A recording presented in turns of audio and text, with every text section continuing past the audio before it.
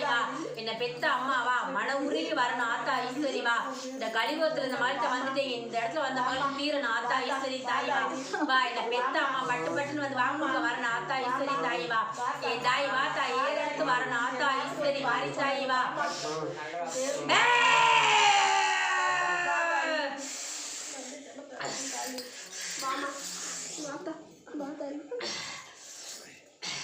என்னை ரொம்ப முளைக்கிறதுன்னு சொல்றதாயி, எனக்கு என்ன பண்ணுதுன்னு தெரியலைன்னு சொல்லிட்டேன். சரியாத்தா, எனக்கு ரொம்ப முடக்கமா இருக்கு தாயி, என்ன பண்றது எங்கே போ. என் தாயை தேடி வந்த மகளுக்கு எனக்கு வந்து மன நிம்மதியை கொடுக்கணும்னு சொல்லியிருக்க. சரியா, எது வந்தாலும் என் தாய் நீ தீர்த்து வைப்பேன் நம்பிக்கையில இந்த இடத்துல வந்து உட்காந்துருக்கின்னு சொல்லியிருக்கத்தா.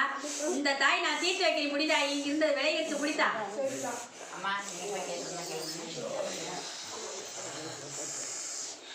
சொல்லுப்பா.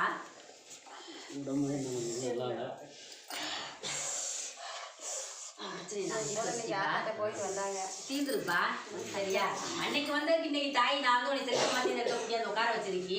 அம்மா நீ இருக்க அம்மா நீ இருக்கேன்னு அள்ளு மகன் சொல்லிக்கிட்டு இருக்கேன். உன்னால மட்டும்தே நான் வந்து உயிர் பிச்சை கொடுக்க முடியும், வேற யாருனாலையும் உயிர் பிச்சை கொடுக்க முடியாதுன்னு சொன்னியா இல்லையா? என் நண்டத்துல வந்து என்னப்பா சொன்னேன், அந்த வார்த்தையே சொன்னேன்.